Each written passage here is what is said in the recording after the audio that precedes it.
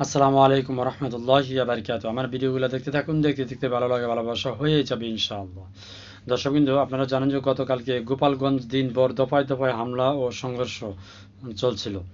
এর মধ্যে গতকালকে কারফিউ জারি করা হয়েছিল। সেনা পাহারায় গোপালগঞ্জ ছাড়লেন এনসিপি নেতারা। তাদেরকে আটকে রাখা হয়েছিল এবং কি সেখানে আহ, অনেক ঝামেলা হয়েছে। আসুন বিস্তারিত একটু দেখি। এ নিয়ে ডিসির বাসভবন ও কারাগার ভাঙচুর, পুলিশের ওপর হামলা, গাড়িতে আগুন, ইউএনের গাড়ি ভাঙচুর। প্রতিবাদে দেশের বিভিন্ন স্থানের সড়ক অবরোধ করে রাখছিল। অপ্রীতিকর অবস্থায় আশঙ্কা ছিল আগেই সরকারের ভূমিকা নিয়ে প্রশ্ন। গোপালগঞ্জ আইনশৃঙ্খলা বাহিনী রক্ষাকারী বাহিনীর সঙ্গে কার্যকর নিষিদ্ধ আওয়ামী লীগের নেতাকর্মীদের সংঘর্ষের সময় সাজোয়া জানে সেনা সদস্যদের টহল।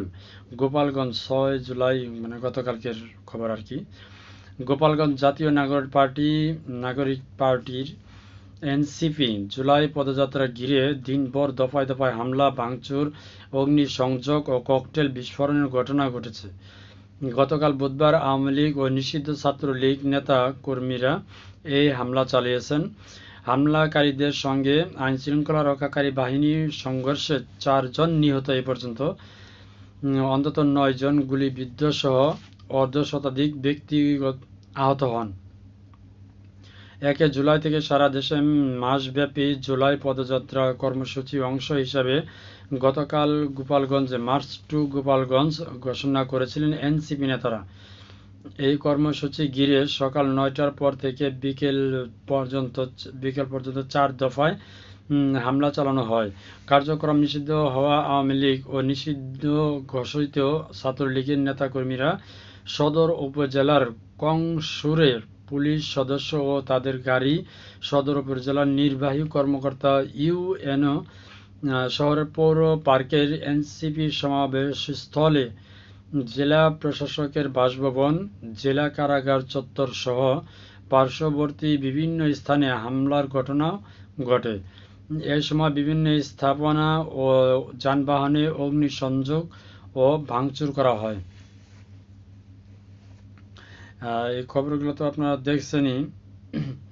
মানে মূল কথা হচ্ছে, আমি বলি বিস্তারিত। গতকালকে এনসিপি, আপনারা জানেন যে 1 তারিখ থেকে এনসিপি নেতারা, অর্থাৎ নতুন যে দলটা ঘোষণা করা হয়েছে, ছাত্র জনতারা, এনসিপি নেতারা সারা দেশব্যাপী 1 মার্চ থেকে যা পদযাত্রা শুরু করছে। তো গতকালকে ছিল গোপালগঞ্জ, আর আপনারা জানেন যে গোপালগঞ্জে হচ্ছে শেখ হাসিনার ঘাঁটি। তো সেই গোপালগঞ্জে পদযাত্রা করার জন্য এনসিপি নেতারা চলে গেছিল। সেখান থেকে যাওয়ার পরে এই দফায় দফায় হামলা হয়েছে। আওয়ামী লীগ ছাত্রলীগ মিলে এনসিপি নেতাদের উপর হামলা করছে। ইভেন কি গতকালকে আমরা একটা ভিডিও দেখছি যে পুলিশকে মারতে মারতে, একজন পুলিশ সদস্যকে মারতে মারতে এলাকা ছাড়া করা হয়েছে। তারপরে হচ্ছে পুলিশের সাথে সংঘর্ষ হয়েছে।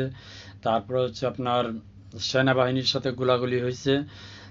টোটালি, অর্থাৎ সারা দিন ব্যাপী এই অবস্থা চলছে। টোটালি এর মধ্যে নিহত হয়েছে 4 জন এবং অনেকজন গুরুতর আহত হয়েছে। ইভেন কি 9 জন গুলিবিদ্ধ হয়েছে। তো এই হচ্ছে গোপালগঞ্জের অবস্থা।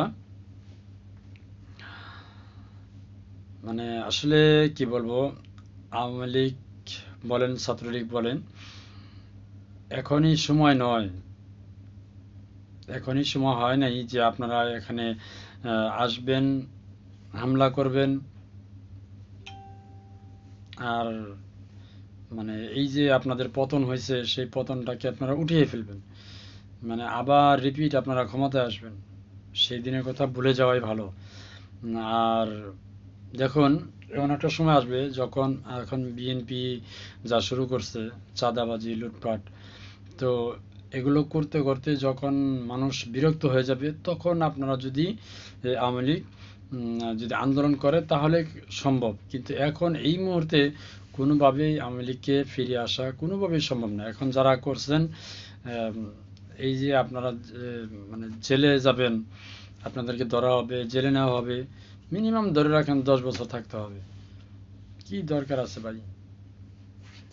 যাই হোক, আল্লাহ তাআলা সবাইকে হেফাজত করুক, আমিন।